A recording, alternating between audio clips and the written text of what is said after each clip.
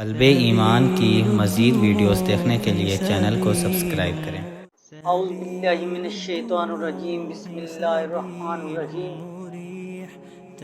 رب اشرح لی صدری ویسر لی امری واحلل عقدۃ من لسانی یفقہوا قولی۔ اس سے پہلے ایک بیان کیا تھا ادب اور حضرت خواجہ محمد قمر الدین سیالوی۔ اس میں نے ایک سید زادے کا نام لیا تھا، سید سوری، تو محمود احمد قصوری۔ ان کا نام محمود احمد قصوری نہیں ہے بلکہ سید محمد مشتاق قصوری ہیں، جن کا دربار علی چیچا وطنی میں ہے اور ان کے مریدین کی کافی تعداد ہے، تو وہ بتانا ضروری تھا، اس لیے میں نے گزارش کر دی۔ آج کا موضوع ہے ادب اور پیر سیال لجپال۔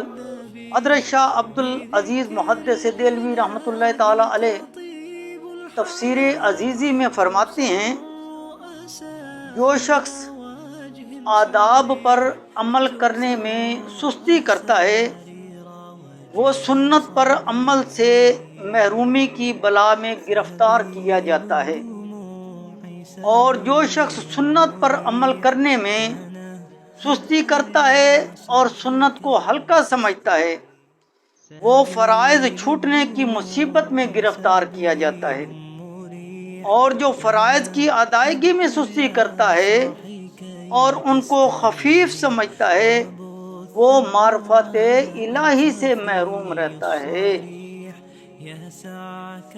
حضور حضرت خواجہ محمد قمر الدین سیالوی دامت برکاتہم العالیہ کے بارے میں ہے، آپ نے زندگی بھر کبھی سبز رنگ پر قدم نہیں رکھا۔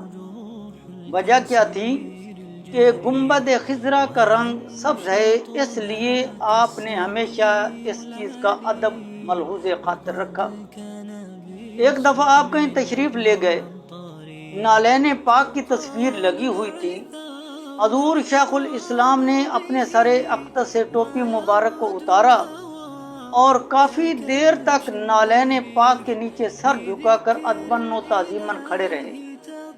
مریدین نے پوچھا، حضور شیخ الاسلام، یہ تو نالین پاک کی تصویر ہے، آپ اس قدر اس کی تعظیم و توقیر کر رہے ہیں؟ آپ نے ارشاد فرمایا، جس چیز سے نسبت ہو اس کی تعظیم بھی اسی صاحب نسبت کی طرح کرنی چاہیے۔ ایک دفعہ آپ ایک گاؤں میں گئے، گرمیوں کا موسم تھا، اس وقت بجلی کی قلت تھی اور رات کو سونے کے لیے لوگ مکان کی چھتوں پر سویا کرتے تھے۔ ان کے مرید خاص نے کہا، حضور آپ کے لیے ہم نے چھت پہ اہتمام کیا ہے، آپ وہاں تشریف لے آئیں۔ آپ نے ارشاد فرمایا، میں چھت پر اس وقت آؤں گا جب آپ اس کمرے سے تمام قرآن مجید اور اس کے اوراق نکال لیں گے تاکہ بے ادبی نہ ہو۔ آپ کے حکم کے مطابق وہ قرآن مجید اس کمرے سے نکال دیے گئے۔ آپ کو بتایا گیا تو آپ نے سیڑھی پر 1 یا 2 قدم رکھے اور پھر اپنے قدم واپس لوٹا لیے۔ آپ نے ارشاد فرمایا، کمرہ ابھی اچھی طرح خالی نہیں ہوا، ابھی بھی چند اوراق اس میں موجود ہیں۔ چنانچہ جب دیکھا گیا تو واقعی چند اوراق اس میں موجود تھے۔ وہ قرآن مجید کے اوراق اس میں سے نکال کر کہیں اور رکھے گئے اور آپ چھت پر تشریف لے گئے اور آرام فرمایا۔ حضرت خواجہ محمد قمر الدین سیالوی دامت برکاتہم العالیہ نے نماز عصر ادا فرمائی تو آپ کا قمیض پیچھے سے تھوڑا سا پھٹا ہوا تھا۔ نماز ادا فرما کے جب مسجد سے باہر تشریف لائے تو آپ کو پیغام ملا کہ صدر جنرل محمد ضیاء الحق نے آپ کو سینٹ کے اجلاس کے لیے یاد کیا ہے۔ آپ نے ڈرائیور کو حکم دیا کہ گاڑی نکالو اور چلتے ہیں۔ ایک مرید نے گزارش کی، حضور آپ کا قمیص مبارک تھوڑا سا پھٹا ہوا ہے، آپ اس کو تبدیل فرما لیں۔ آپ نے جو ارشاد فرمایا وہ سنہری حروف سے لکھنے کے قابل ہے۔ آپ نے ارشاد فرمایا جس قمیض کے ساتھ میں تمام عالمین کے بادشاہ کے حضور حاضر ہوا ہوں، اسی قمیض کو پہن کر اس دنیا کے ایک ملک کے بادشاہ کے سامنے بھی جاؤں گا۔